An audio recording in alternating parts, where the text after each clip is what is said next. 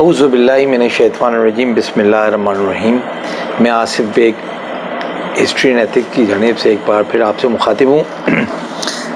آپ لوگوں کا میں بہت مشکور ہوں، جن لوگوں نے مجھے سبسکرائب کیا ہے، شیئر کیا ہے، جن لوگوں نے مجھے پسند کیا ہے، لائک کیا ہے، ان تمام حضرات کا میں بہت زیادہ مشکور ہوں۔ اور یہ سمجھ لیں کہ ان لوگوں کی حوصلہ افزائی کی وجہ سے میں آج اس قابل ہوا کہ دوبارہ آپ لوگوں کے سامنے حاضر ہو سکوں۔ آج ہم جس موضوع پہ بات کریں گے وہ رسول اللہ صلی اللہ علیہ وآلہ وسلم کے دور شباب کا دور تھا، یعنی وہ آپ صلی اللہ علیہ وسلم کی وہ اس عمر کا 20 سال تک کا یہ تقریباً عہد شباب ہی ہوتا ہے۔ اس دور کے اندر آپ نے جس معاشرے کے اندر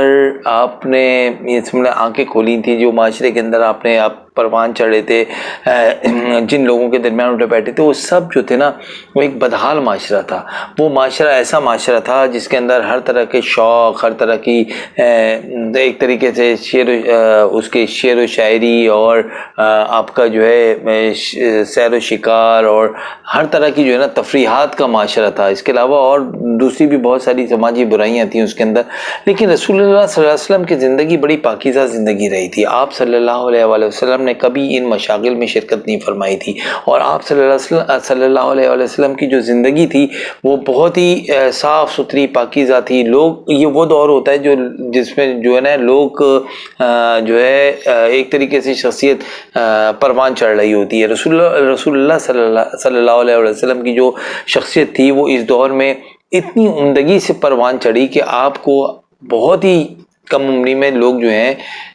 امین کہنے لگے۔ امین کیوں کہنے لگے تھے؟ امین اس لیے کہنے لگے تھے کہ آپ کا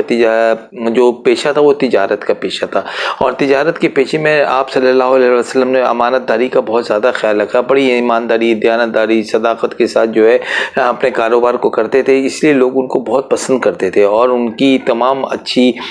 جو یہ ایک طریقے سے خوش خلقی، خوش اخلاقی، یعنی خوبی کردار کے جو تھے وہ سب گواہ تھے اس چیز کے، اور اس چیز کو پسندیدگی کے باعث آپ کو بہت پسند کرتے تھے، چنانچہ اور اپنے سامان تجارت رسول اللہ صلی اللہ علیہ وسلم کے حوالے کرتے تھے۔ اسی سلسلے میں جب حضرت خدیجہ الکبریٰ رضی اللہ عنہا تک جو ہے جب آپ کی شہرت پہنچی تو آپ نے ان کو جو ہے اپنے پاس انوائٹ کیا۔ اچھا، میں یہاں ایک بات آپ کو تھوڑا سا، حضرت خدیجہ الکبریٰ رضی اللہ عنہا کی شخصیت ایسی ہے کہ ہم اس کا سرسری طور پہ ذکر کر کے نہیں نکل سکتے، اس کا ذکر کرنا بہت ضروری ہے۔ آپ کون تھیں؟ آپ گرچہ ایک بیوہ تھیں، مکے کی ایک بیوہ تھیں، اور جو تھا آپ کی تاریخ بتاتی ہے 2 شادیاں ہوئی تھیں غالباً۔ ایک جو تھی عتیق بن عابد سے ہوئی تھی، اور دوسری جو تھی غالباً جو تھی میرے خیال ہند بن زرارہ سے ہوئی تھی۔ ایک شادی تو ناکام ہو گئی تھی، لیکن ایک آپ کے شوہر جو تھے ان کا انتقال ہو گیا تھا۔ آپ کے جو والد تھے وہ جنگ فجار کے اندر جو تھے وہ ان کا انتقال ہو گیا تھا، اور تو ایک تجارت کا ایک حصہ جو تھا نا وہ آپ کے پاس، آپ کے ذمے بھی لگا، یعنی آپ کے پاس ان کی وراثت میں آیا۔ آپ نے اس چھوٹے سے وراثت تجارتی ورثے کو جو ہے وہ اپنے تدبر سے، اپنی ذہانت سے، اپنی دور اندیشی سے، اپنے ایڈمنسٹریشن سے، اپنی پلاننگ سے اس کو جو ہے اتنی زیادہ ترقی دی تھی کہ آپ ایک بہت زبردست قسم کی بزنس وومن کے طور پہ جو ہے نا مکے میں ابھر کے آئی تھی، اور آپ کا بزنس اسٹرکچر جو تھا وہ اونٹ ایک قافلوں کی شکل میں، ایک طرف تو وسطے سمجھ لیں کہ ایک طرف تو شمالی شام کی طرف تھا، اور دوسری طرف جو تھا وہ جنوبی یمن کی طرف تھا، یعنی اتنی بڑی آپ کی ایک وسعت تھی اس کی تجارت کی، اور آپ نے جو ہے اس کو اپنی تدبر سے جو ہے، اپنی ایڈمنسٹریشن سے، اپنے لوگوں کے سلیکشن سے وہ اس بزنس کو جو ہے ایک بزنس امپائر، یعنی کہ کاروباری سلطنت کے طور پہ کاروباری سلطنت بنا دیا تھا۔ صرف یہی کردار نہیں تھا آپ کا ایک کردار کا دوسرا رخ بھی تھا، وہ آپ انتہائی پاکیزہ خاتون کے طور پہ جانی جاتی تھیں، اور انتہائی پاکردار خاتون کے طور پہ معاشرے کے اندر آپ کا مقام تھا، اور یہاں تک کہ آپ کے لوگ جو ہے نا طاہرہ کے نام سے، یعنی بہت ہی پاک باز خاتون کے نام پہ جو ہے نا آپ کو پکارتے تھے۔ یعنی ایک طرف تو آپ کے کردار بہت ہی نمایاں تھا، دوسری طرف آپ کا جو ایڈمنسٹریٹو بزنس ایڈمنسٹریشن تھا وہ آپ کا بہت آئیڈیل تھا۔ جب رسول اللہ پاک صلی اللہ علیہ وسلم کی مطلب شہرت آپ کے کانوں تک پہنچی تو آپ نے ان کو، ظاہر ہے آپ تو بہت اچھے لوگوں کو سلیکٹ کرنے میں اور چاہتی تھی، تو چنانچہ انہوں نے جو ہے آپ کو تجارت کے حوالے سے پیغام دیا کہ آپ میٹنگ کریں۔ رسول اللہ صلی اللہ علیہ وسلم نے وہاں تشریف لے کے آئے اور وہاں پر انہوں نے اپنے ایگریمنٹ کیا، انہوں نے ان کو بزنس پارٹنر بنایا، ان سے کہا کہ ہم آپ کو جو ہے جتنا میں دوسروں لوگوں کو منافع دیتی ہوں اتنی پروفٹ، اس سے زیادہ ہی پروفٹ دوں گی آپ کو، آپ میرے ساتھ اٹیچ ہو جائیں۔ چنانچہ رسول اللہ صلی اللہ علیہ وسلم جو تھے وہ آپ کے ساتھ اٹیچ ہو گئے اور آپ نے ایز اے بزنس پارٹنر آپ کا جو ہے سامان تجارت لے کے وہ بصرے کی طرف روانہ ہوئے۔ جب روانہ ہوئے تو انہوں نے ایک اپنا غلام جو تھا میسرہ کے نام سے تھا، وہ ان کے ساتھ کے لیے آپ کو چیک اینڈ بیلنس کے لیے، وزن اٹھانے کے لیے، سامان کھولنے باندھنے کے لیے، اور مطلب ایک سمجھنے کی لیبر کے طور پہ جس طرح ایک وہ، لیکن بڑا قابل اعتماد آدمی تھا ان کا وہ۔ چنانچہ جب وہ آپ کے ساتھ تشریف لے کے گیا تو اس نے آپ کی شخصیت میں، مطلب آپ کو شخصیت مختلف شخص پایا، جیسے اس سے پہلے بھی لوگوں کے ساتھ جاتا رہتا تھا، اور اسے آپ کا اخلاق سے، آپ کے کردار سے، آپ صلی اللہ علیہ وسلم کے مزاج سے، آپ کے سب سے بڑی بات یہ کہ آپ کے کردار سے بڑا متاثر ہوا، اور آپ کے ساتھ ساتھ وہ بہت ٹائم گزارا۔ جب آپ واپس تشریف لے کے آئے تو دو واقعہ، تو ایک تو یہ جب آپ نے اپنے پروفٹ جو ہے نا ان کو دیا، یعنی اپنا منافع، جب نفع انہوں نے رکھا تو وہ حیران رہ گئے، انہوں نے کہا یہ تو بہت زیادہ ہے، انہوں نے کہا کہ یہ آپ ہی کا ہے، یہ آپ کے سامان سے ہم نے کمایا، اور مطلب اس میں ہم نے کسی کے ساتھ کوئی مطلب یہ کہ بڑی ایمانداری سے یہ پروفٹ کمایا ہے۔ وہ بڑی متاثر ہوئی۔ دوسرا پھر انہوں نے جب میسرہ سے بلا کے پوچھا کہ کیا آپ نے کیسا پایا، انہوں نے کہا اعلیٰ کردار، اعلیٰ گفتار، بلند اخلاق، ایسی شخصیت تو میں نے کبھی دیکھی نہیں۔ بڑا متاثر ہوئی آپ نے جو ہے نا اس وقت، یہ ان کے اعتماد کا عالم تھا، یعنی بڑی پر اعتماد خاتون تھیں، اور بڑا مطلب یہ کہ بڑی زبردست قسم کی جو ہے نا ان کی آبزرویشن تھی، طول اندیش بہت تھی۔ انہوں نے آپ نے، حالانکہ آپ کی عمر اس وقت 40 سال تھی اور رسول اللہ صلی اللہ علیہ وسلم کی عمر 25 سال تھی، لیکن اس عمر کے ڈفرینس کو بھی نظر انداز کر کے خود پروپوز کیا، اپنی ایک سہیلی کے ذریعے ان کو پروپوز کیا اور کہا کہ میں آپ سے شادی کرنا چاہتی ہوں۔ جب شادی کا پروپوزل کیا تو آپ صلی اللہ علیہ وسلم نے جو ہے اپنے چچا ابو طالب سے مشورہ کیا، اور مشورہ کرنے کے بعد انہوں نے اس پیغام کو قبول کر لیا۔ چنانچہ آپ کا نکاح جو تھا وہ دونوں کے چچا حضرات نے بیٹھ کے وہ نکاح کرا دیا، اور آپ جو تھیں رسول اللہ صلی اللہ علیہ وسلم کی زوجہ اول ہوئیں، اور آپ رسول پاک صلی اللہ علیہ وسلم کے دور رسالت سے پہلے اور دور رسالت کے بعد آپ کے کردار کی بڑی اہمیت ہے۔ آپ نے سارا اپنا رسول اللہ صلی اللہ علیہ وسلم کے حوالے کر دیا، اپنا سارا کاروبار، اور اپنا بڑا پر اعتماد انداز میں رسول اللہ صلی اللہ علیہ وسلم نے 10 سال اس کو بہت زیادہ مطلب یہ کہ بہت اس کی نگرانی کی، اس کو فروغ دیا، اور آپ صلی اللہ علیہ وسلم بھی ظاہر ایک بہت ہی تجارت کے معاملے میں آپ نے بہت ترقی کی اس معاملے میں، اس کاروبار کو پہنچانے میں۔ لیکن ایک اور ان کا رول رہا ہے حضرت خدیجہ الکبریٰ۔ جب رسول اللہ صلی اللہ علیہ وسلم کو لوگ دور رسالت کے بعد جو ہے وہ مطلب یہ کہ نشانہ بناتے تھے، آپ کے ساتھ بدسلوکیاں کرتے تھے، آپ کا مذاق اڑاتے تھے، تو آپ بڑے مطلب یہ کہ بجھے دل کے ساتھ جب گھر میں آتے تھے تو آپ ان کو بہت زیادہ مطلب تسلی دیتی تھی، اور کہتی تھی کہ آپ کو پتہ ہے کہ کوئی بھی نبی، کسی بھی نبی کی، کون سا نبی ایسا ہے جس کا مذاق نہیں اڑایا گیا، اس کے لوگوں نے، اس کی قوم نے اس کا مذاق نہیں اڑایا، وہ ہر نبی کا مذاق اڑایا جاتا ہے، لیکن آپ سچے ہیں، آپ رسول اللہ ہیں، آپ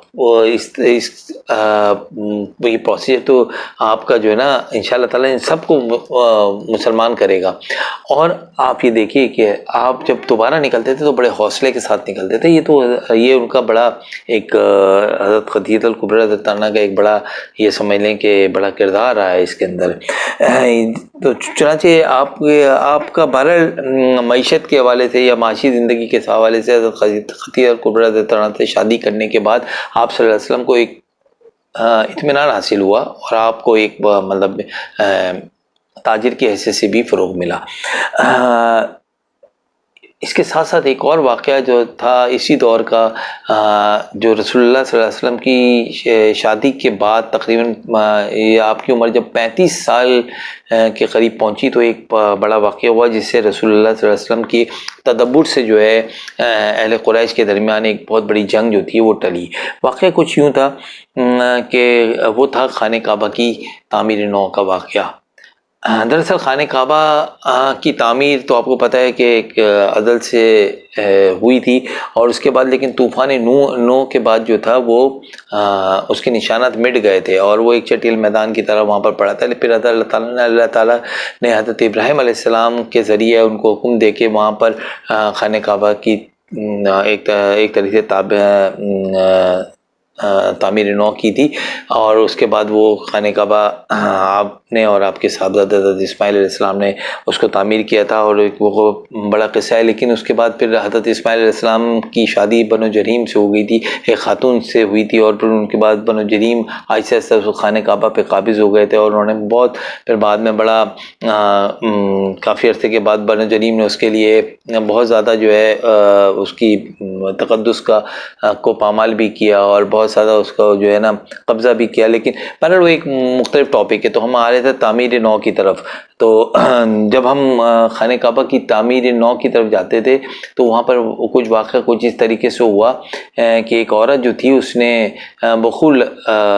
سے وہ لگا رہی تھی، تو اسے خانہ کعبہ کے غلاف میں آگ لگی، اس سے کافی نقصان ہوا خانہ کعبہ کو۔ پھر رہی سی کسر جو تھی وہ ایک سیلاب آیا، اس نے اس کو تباہ برباد کر دیا، کافی چیزیں تباہ کی اس کی۔ تو خانہ کعبہ جو تھا مطلب اس کنڈیشن میں آ گیا تو اس کو ریپیئر کرنا ضروری ہے، لیکن لوگ اس کا ایک خوف تھا، ایک روب تھا، لوگ اس کو توڑتے ہوئے ڈرتے تھے، اس کو کرتے ہوئے۔ بہرحال یہ کہ کچھ ایسے واقعات ہوا جس کی طرف سے جس سے لوگوں نے وہاں پر یہ مطلب یہ کہ سوچا کہ اللہ تعالیٰ کی رضامندی اس میں شامل ہے، یعنی اس میں اور خانہ کعبہ کو ہم اس کو دوبارہ تعمیر کی اجازت لی جا سکتی ہے یا دے رہے ہیں۔ وہ کچھ واقعات تھے اس کے، ہم اس کی ڈیٹیل میں نہیں جائیں گے، لیکن بہرحال وہ خانہ کعبہ کی واقعات وہ ان واقعات سے انہوں نے پازیٹیو لیا، اور سن 605 عیسوی کے اندر جو ہے اس کی تعمیر نو شروع کی۔ اور اسی سلسلے میں ہوا یہ کہ ایک جدہ کی بندرگاہ پہ ایک کوئی تجارتی جہاز تھا، وہ بھی ٹوٹ گیا، اور وہاں سے کچھ اہل قریش گیا اور تعمیرات کا سامان، کوئی لکڑی وکڑی جو تینوں وہاں سے لے کے آئے خرید کے، اور انہوں نے یہ ڈیسائیڈ کیا کہ اس کے اندر جو ہے صرف حلال کے پیسے لگیں گے، اس میں کوئی سود کے پیسے نہیں لگیں گے، کسی قسم کے جوئے کے پیسے جیتے ہوئے نہیں لگ سکتے، یعنی ہم اس میں جو ہے نا بالکل خالص کمائی جو ہے نا لگائیں گے۔ چنانچہ وہ بڑے تھوڑے تھوڑے پیسے ہوتے تھے جس کی وجہ سے جو ہے وہ پیسوں کی قلت تو ہوئی گئی تھی، لیکن بہرحال پھر بھی جو ہے وہ حلال پیسوں سے جو ہے نا اس کی تعمیر نو اسٹارٹ ہوئی۔ جب خود رسول اللہ صلی اللہ علیہ وسلم نے اس تعمیر نو میں حصہ لیا، اور آپ نے پتھر اٹھا کے خانہ کعبہ میں نصب کیے کئی جگہ پہ، اور آپ نے اس کی تعمیر میں حصہ لیا۔ لیکن ہوا یہ، تو جب آپ صلی اللہ علیہ وسلم جب تشریف لے کے آئے تو آپ کو دیکھ کے سب کے چہرے کھل اٹھے، سب نے یک زبان ہو کے کہا ارے یہ تو صادق اور امین آ گئے، اب تو مسئلہ بہت آسانی سے حل ہو جائے گا انشاءاللہ تعالیٰ۔ تو جو ہے کیا کہتے ہیں آپ کا، پھر آپ صلی اللہ علیہ وسلم نے سارے مسئلے کو سنا، سب کی رائے لی، اور سب جو تھے نا اس کے بعد آپ صلی اللہ علیہ وسلم نے ایک ڈیسیژن دیا، اور آپ نے ایک چادر بچھائی، اس پہ حجر اسود کو رکھا، اور سب سے کہا، تمام سرداروں سے کہا کہ ایک ایک کونا اس کو پکڑیں اور کونے پکڑ کے اٹھا کے لے کے آئیں۔ جب سب کونا پکڑ کے اٹھا کے لے کے آئے، اور آپ نے اپنے ہاتھ سے جو ہے اس کی تنصیب کر دی خانہ کعبہ کی دیوار میں۔ چنانچہ اور یہ مسئلہ بڑی خوش اسلوبی سے نمٹ گیا، اور آپ یہ سمجھ لیں کہ ایک بہت بڑی جنگ تھی جو کہ جو ہے رسول پاک صلی اللہ علیہ وسلم کی تدبر کی وجہ سے جو قریش میں ہونی تھی وہ رک گئی۔ اس کے بعد جو تھا بس یہ آپ یہ سمجھ لیں کہ رسول اللہ صلی اللہ علیہ وسلم کے حجر اسود نصب کرنے سے جو حضرت ابراہیم علیہ السلام کا خانہ کی ابتدا ہوئی، خانہ کعبہ کی تعمیر کی ابتدا ہوئی تھی، اس کی تکمیل رسول اللہ پاک صلی اللہ علیہ وسلم کے ہاتھوں ہوئی۔ جزاک اللہ خیر۔